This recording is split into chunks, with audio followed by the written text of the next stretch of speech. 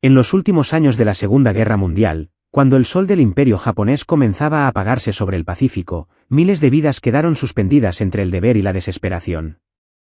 Entre ellas, estaban las mujeres del Imperio, enfermeras, secretarias, trabajadoras civiles que habían sido enviadas a territorios ocupados para servir a su patria. Les enseñaron desde pequeñas que la rendición era impensable, que morir por el emperador era la forma más pura de honor. Pero en 1944 cambió todo. Las fuerzas aliadas avanzaban con una ferocidad implacable sobre las islas de Saipán, Guam y Luzón. Las líneas japonesas colapsaban, los mandos militares huían o se suicidaban, y aquellas mujeres, sin armas, sin órdenes, sin esperanza, quedaron atrás. Algunas emergieron de cuevas oscuras y hospitales en ruinas, con los uniformes desgarrados, las manos manchadas de ceniza, los ojos vacíos de lágrimas. Llevaban consigo una bandera rota y la vergüenza de seguir con vida. Porque en su educación, en su fe y en su sangre, sobrevivir era traicionar. Fueron las primeras prisioneras japonesas en manos aliadas. Nadie en su país hablaba de ellas. No eran heroínas ni mártires, simplemente existencias incómodas que contradecían la narrativa gloriosa del sacrificio. Mientras el mundo celebraba victorias y lamentaba pérdidas, ellas eran borradas de los informes, reducidas a sombras sin nombre. Durante años, su historia se mantuvo en silencio. Los documentos se ocultaron, las memorias se quemaron, y las pocas que volvieron a casa lo hicieron bajo una lluvia de indiferencia. Nadie quería escuchar a las que no murieron. Nadie quería recordar que el imperio también las había abandonado. Pero detrás de aquel silencio persistía algo más profundo, una pregunta sin respuesta, un eco que aún resuena en los corazones de quienes sobrevivieron. ¿Qué significa vivir cuando todo lo que te enseñaron decía que debías morir? Esta no es solo una historia de guerra. Es una historia de fe quebrada, de mujeres que enfrentaron no solo al enemigo extranjero, sino también al juicio de su propia nación.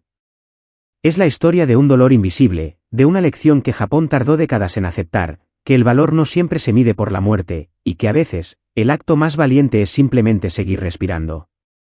Esta es la voz de las olvidadas. El verano de 1944 fue el principio del fin. El imperio japonés, que durante años había prometido gloria y eternidad, comenzaba a desmoronarse bajo el peso de su propia fe.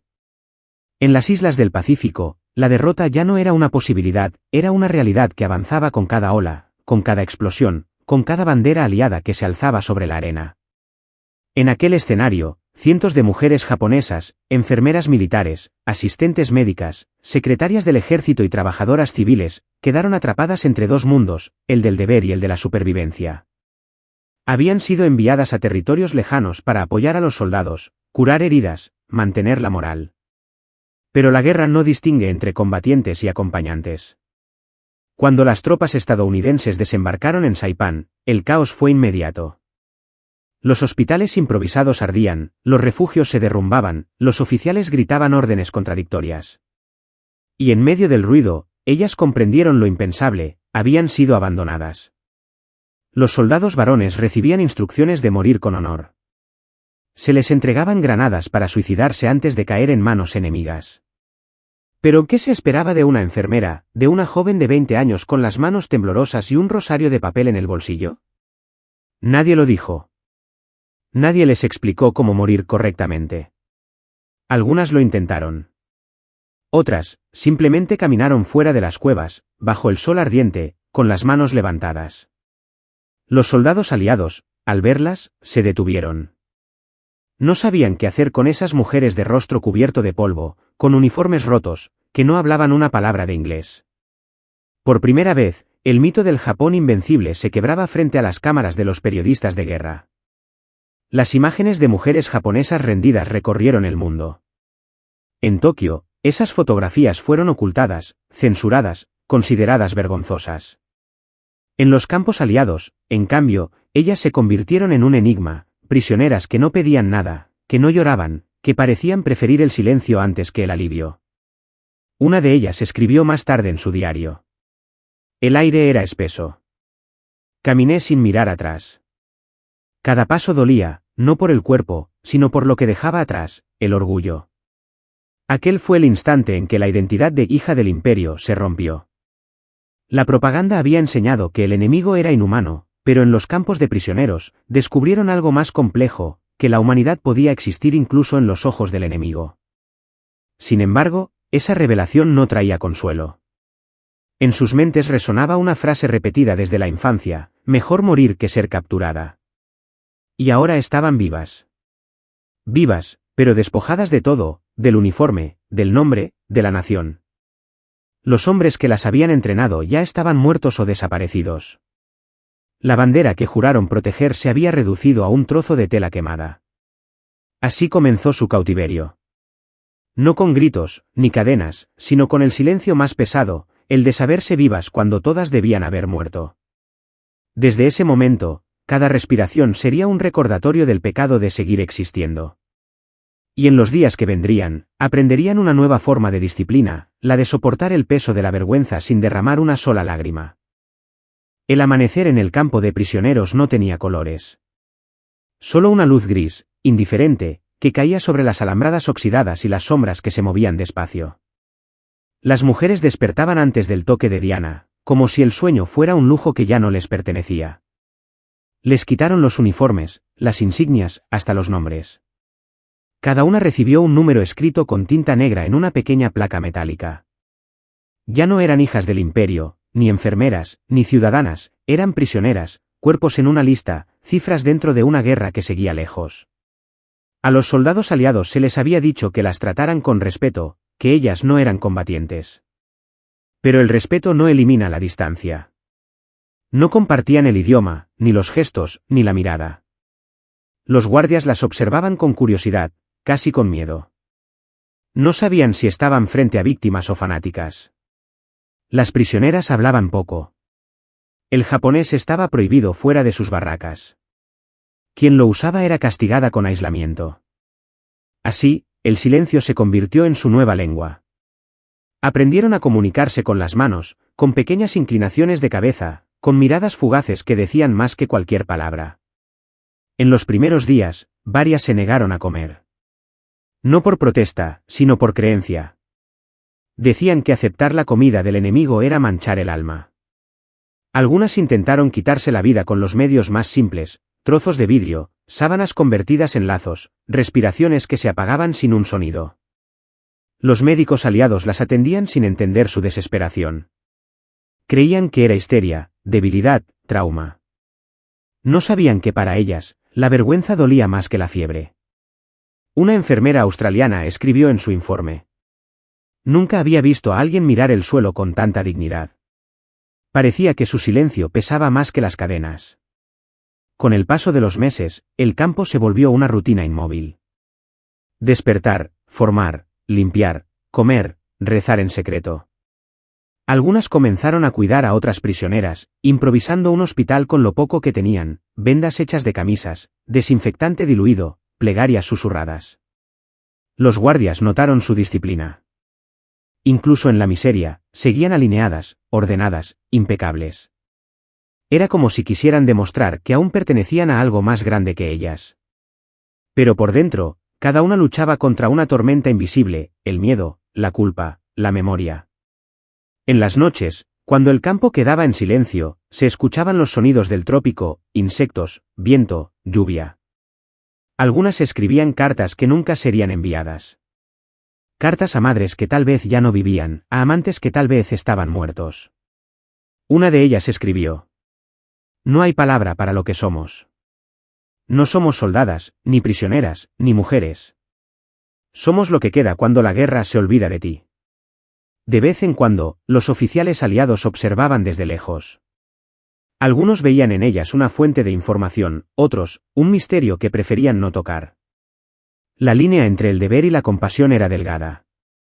Bastaba una sonrisa, una taza de té compartida, para que ambos lados recordaran que seguían siendo humanos. Pero incluso ese gesto podía ser peligroso. Porque en tiempos de guerra, la compasión también se castiga. Así pasaron los meses. El tiempo no curó nada, solo borró los bordes del miedo. La lluvia lavaba el polvo de las barracas, pero no podía limpiar la vergüenza. Cada día que sobrevivían era una victoria que nadie celebraba. Para ellas, vivir seguía siendo una forma de resistencia. Una que no llevaba armas, ni himnos, ni banderas, solo el peso silencioso de la memoria. El tiempo, en el campo, dejó de ser un enemigo. Pasó a ser una forma de sobrevivir. Cada amanecer era igual al anterior, pero dentro de esa repetición comenzó a nacer algo distinto, una tenue rutina que les recordaba que aún estaban vivas. Las mujeres limpiaban los barracones, recogían agua, lavaban la ropa, preparaban pequeñas comidas con los pocos víveres que les daban. Lo hacían en silencio, con una precisión casi ritual. No porque alguien las obligara, sino porque el orden les devolvía una parte de su humanidad. Una de ellas escribió más tarde. Cuando doblaba las mantas o lavaba las heridas de otra, sentía que el mundo aún tenía sentido. El trabajo me mantenía unida a la vida. Los guardias aliados las observaban con una mezcla de respeto y desconcierto. Parecía imposible que, después de tanto sufrimiento, aquellas mujeres aún pudieran sostener una disciplina tan férrea. Pero esa disciplina ya no era militar. Era una forma de resistencia silenciosa, una manera de recordar quiénes eran antes de la guerra. Algunas comenzaron a organizar pequeños momentos de oración.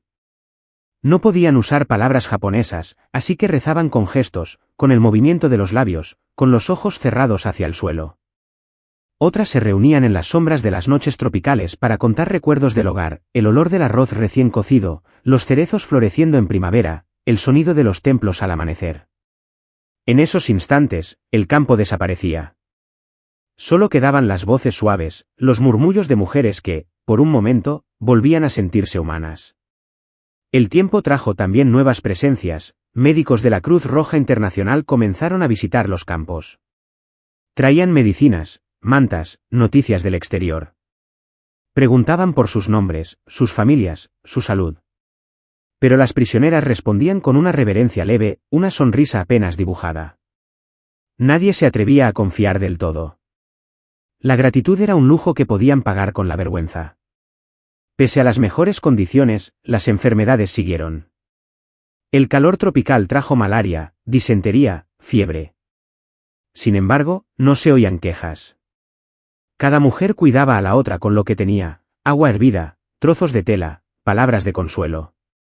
Y en esos pequeños gestos, comenzó a aparecer algo inesperado, compasión. Una enfermera americana anotó en su diario: "No comprendo cómo pueden seguir de pie. A veces creo que no lo hacen por ellas, sino por las que ya no están". Los días se hicieron más largos, pero también más tranquilos. Las mujeres japonesas, acostumbradas al silencio impuesto, encontraron en él un refugio. Habían aprendido que callar no siempre era rendirse, a veces, era la única forma de mantener la dignidad. En una esquina del campo, algunas empezaron a escribir. No cartas, sino fragmentos de pensamientos, frases sueltas en trozos de papel o en la parte interna de las latas vacías. Palabras que tal vez nadie leería, pero que servían para recordar que existían. Una de esas frases, encontrada años después, decía: "La disciplina se ha vuelto mi manera de ser humana. Si dejo de cuidar de las otras, entonces ya estoy muerta". Poco a poco, incluso los guardias comenzaron a cambiar. Al principio las miraban con recelo, ahora con una especie de respeto silencioso. Uno de ellos, un soldado británico joven, dejó un día una flor silvestre sobre la cerca. Nadie la tocó, pero todas la vieron. Era un gesto diminuto, pero en medio de la guerra, significaba más que 1000 palabras. Esa flor fue el primer color nuevo que entró en el campo después de meses de gris. A veces, la esperanza no llega con grandes discursos ni promesas de libertad. A veces llega así, como un pétalo que sobrevive al viento. Así pasaban los días, iguales, duros, pero llenos de pequeños destellos de vida. Y aunque ninguna de ellas lo decía en voz alta, sabían que algo dentro había cambiado. Ya no esperaban rescate ni victoria. Esperaban solo una cosa: poder mirar el sol sin sentir culpa. En su silencio nacía una forma nueva de valor, una que no necesitaba morir para existir. Con el paso de los meses, el silencio del campo comenzó a romperse. No por voces, sino por preguntas. Los aliados, que hasta entonces habían observado desde la distancia, empezaron a mirar a aquellas mujeres no solo como prisioneras, sino como una fuente de conocimiento. Querían entender el corazón del enemigo. ¿Qué hacía que un pueblo entero prefiriera la muerte a la rendición? ¿Qué clase de fe era esa que convertía la derrota en una vergüenza más dolorosa que el dolor físico? Los interrogatorios comenzaron con suavidad. Los oficiales aliados no buscaban secretos militares, buscaban respuestas humanas. Preguntaban sobre la educación, sobre el emperador, sobre la guerra. Pero cada palabra se encontraba con un muro invisible, la disciplina. Las mujeres japonesas respondían con frases breves, calculadas, o simplemente inclinaban la cabeza. Algunas decían no recuerdo, otras sonreían en silencio. En su cultura, la verdad no era una obligación, y el silencio podía ser una forma de respeto o de resistencia. Uno de los intérpretes norteamericanos escribió en su informe: estas mujeres no temen la muerte. Temen algo mucho más grande, perder el sentido de quiénes son. A veces, las entrevistas se extendían por horas. Los oficiales trataban de comprender conceptos como bushido, honor, lealtad. Escuchaban frases como morir es más fácil que vivir o sobrevivir no es una victoria, es una deuda. Y comprendían, con cierta incomodidad, que el enemigo que tenían frente a ellos no era cruel ni fanático, sino profundamente humano, prisionero de una fe que el propio imperio había moldeado como una armadura espiritual. Entre las prisioneras había una enfermera joven llamada Fumiko. Durante una sesión, cuando le preguntaron si deseaba volver a Japón, ella respondió sin levantar la mirada: quiero volver, pero Japón no me quiere de vuelta. Esa frase quedó grabada en los documentos del interrogatorio, y durante años fue citada en silencio por los oficiales que la escucharon. Era más que una respuesta, era una confesión de pérdida. El campo, que antes era solo un espacio de supervivencia, se transformó poco a poco en un laboratorio de observación cultural. Psicólogos, traductores y reporteros visitaban a las prisioneras, intentando descifrar el misterio del espíritu japonés. Las miraban como si fueran fragmentos de un código. Pero ninguna cifra podía medir el peso de una educación que enseñó a amar la muerte más que la vida. Aún así, los interrogadores comenzaron a ver grietas en el muro del silencio. Una sonrisa breve, un gesto de cansancio, un suspiro al mencionar a la familia. Eran signos de humanidad que desafiaban la idea del enemigo perfecto. Y en esos pequeños momentos, ambos lados comprendieron que estaban frente a la misma fragilidad, la del ser humano atrapado por sus creencias. Con la llegada de las noticias de Hiroshima y Nagasaki, el mundo cambió. Las bombas pusieron fin a la guerra, pero no al peso del silencio. Cuando las prisioneras escucharon que Japón se había rendido, no hubo gritos, ni lágrimas. Solo un vacío más profundo. Para ellas, la paz no era una victoria, era una herida nueva.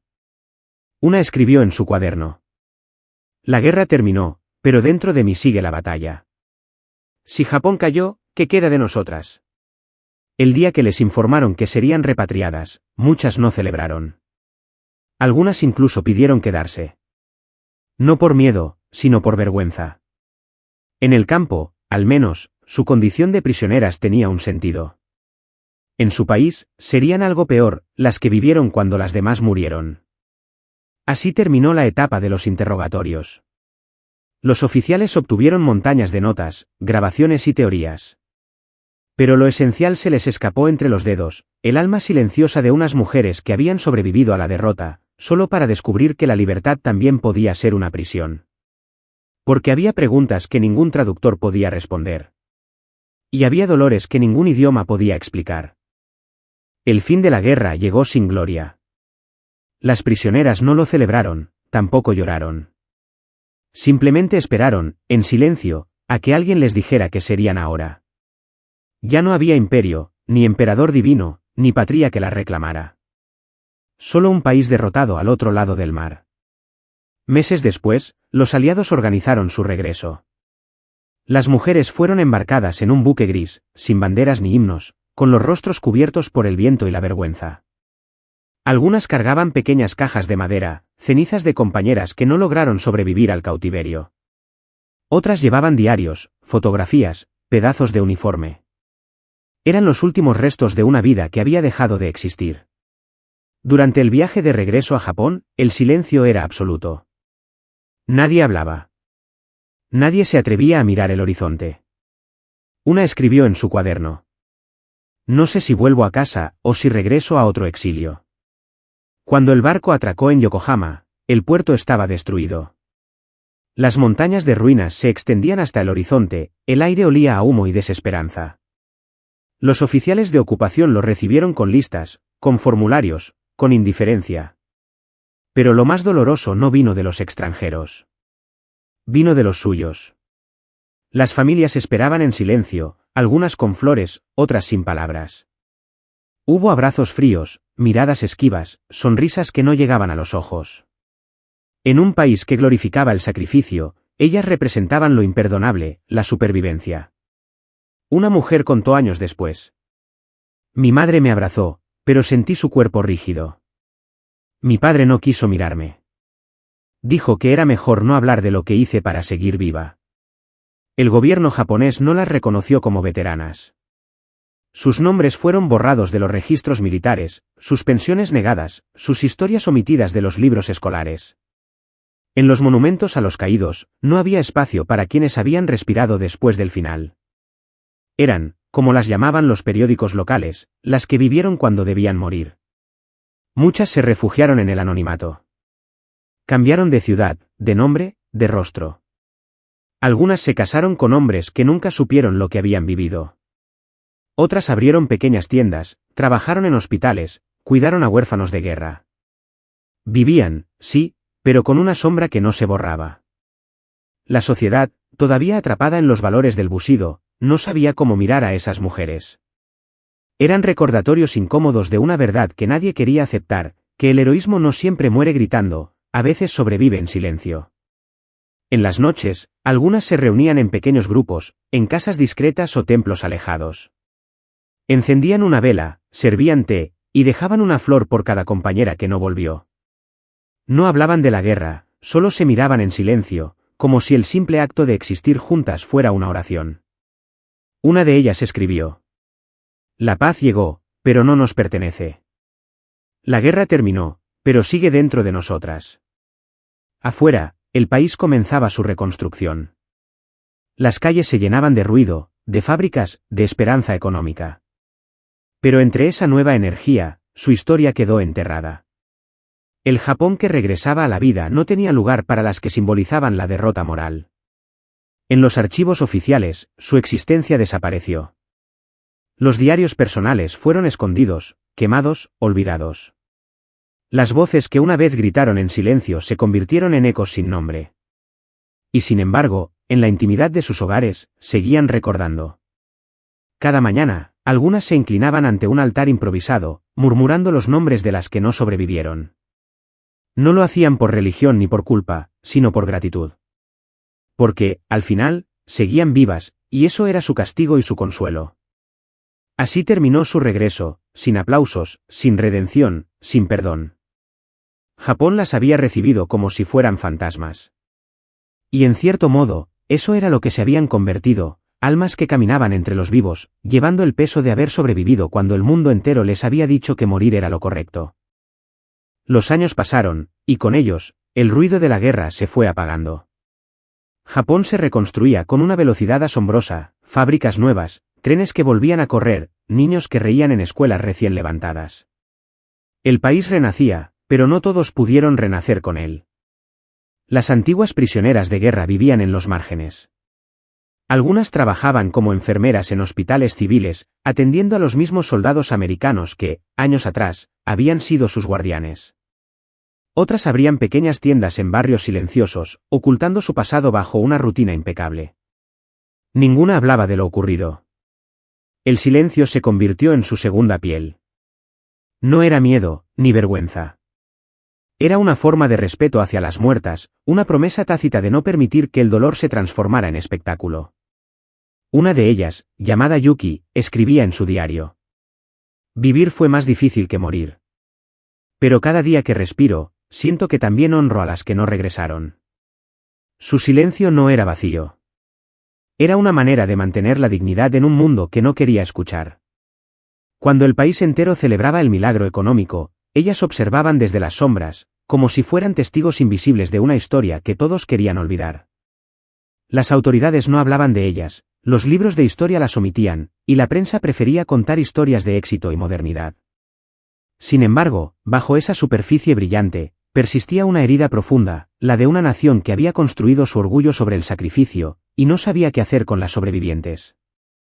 En los años 50, algunas comenzaron a reunirse en secreto. No para reclamar justicia ni dinero, sino para recordar. Llevaban flores secas, tazas de té, fotografías amarillentas. Se sentaban en círculo y compartían los recuerdos con una calma casi religiosa. Una contaba cómo curó a una compañera moribunda con una venda improvisada. Otra, como un soldado aliado le ofreció una manzana por primera vez. Pequeños fragmentos de humanidad entre el horror. A veces, reían. No porque hubieran olvidado, sino porque comprendían que reír también era una forma de sobrevivir. Con el paso del tiempo, empezaron a escribir sus memorias, pero la mayoría las guardaba en cajones, sin intención de publicarlas.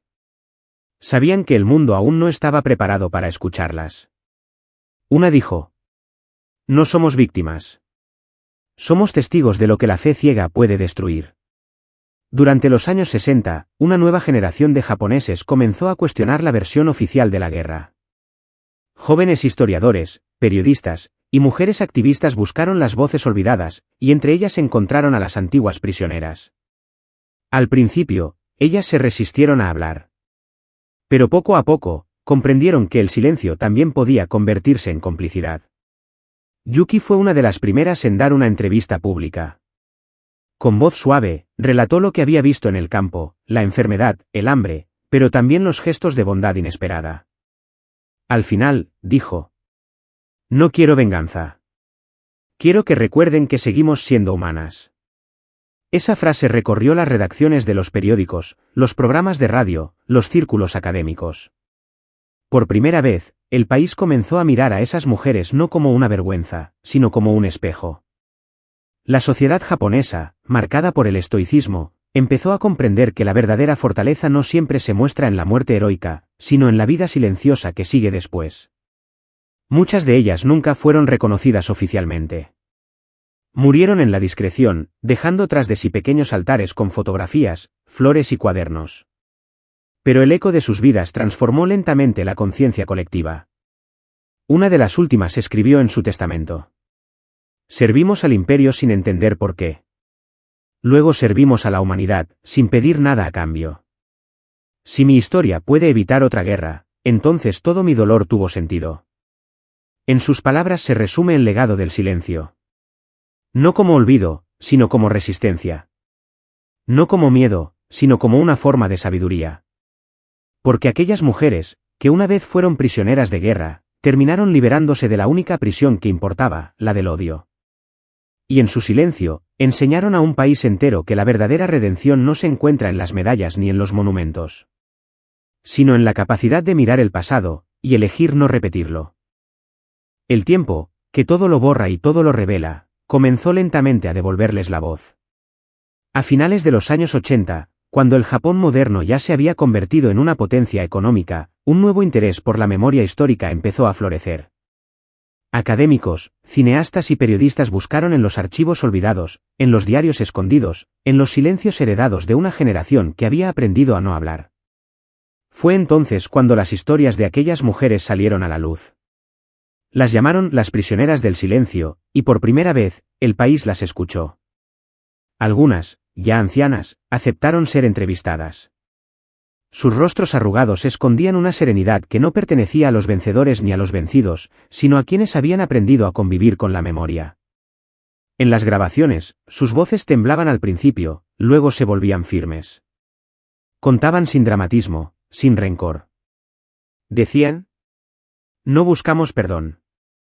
Solo queremos que nadie vuelva a vivir lo que vivimos.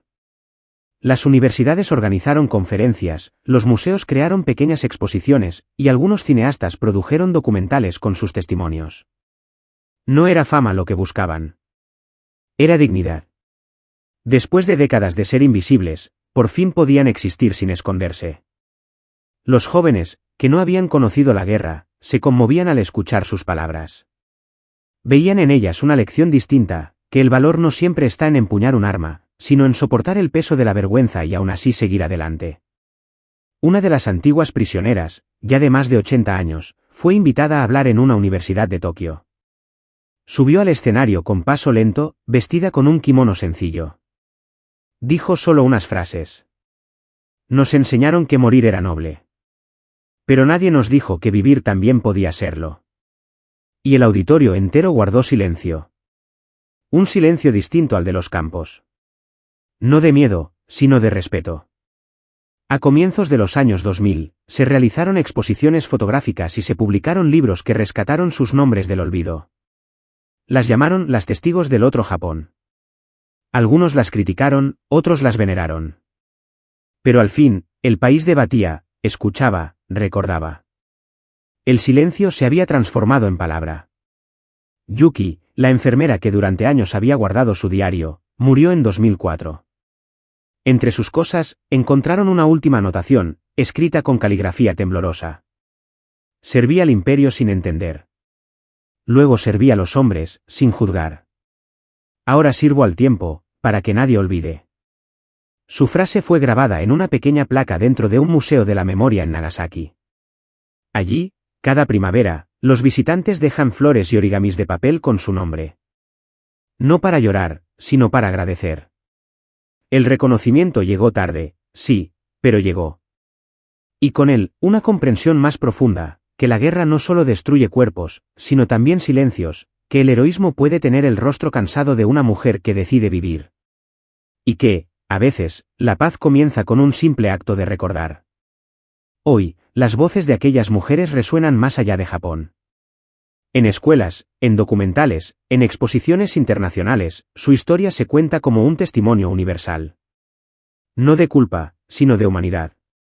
Porque su mensaje trasciende fronteras y lenguas. La valentía no siempre grita. A veces, solo susurra. El legado que dejaron no fue una estatua ni una fecha en el calendario. Fue una lección invisible, transmitida a través del tiempo. Que incluso en el silencio más profundo puede florecer la compasión. Y que recordar no es revivir el dolor, sino impedir que vuelva. Así termina su historia. No con fuegos ni con himnos, sino con una calma que abraza. La calma de quienes, después de perderlo todo, encontraron en la vida la forma más pura de resistencia. Ellas fueron las olvidadas, las invisibles, las sobrevivientes. Y aunque el mundo cambió, su eco sigue ahí. Susurrando al oído de la historia. Que el valor no está solo en morir por algo. Sino en tener la fuerza de seguir viviendo, cuando todo te decía que no lo hicieras.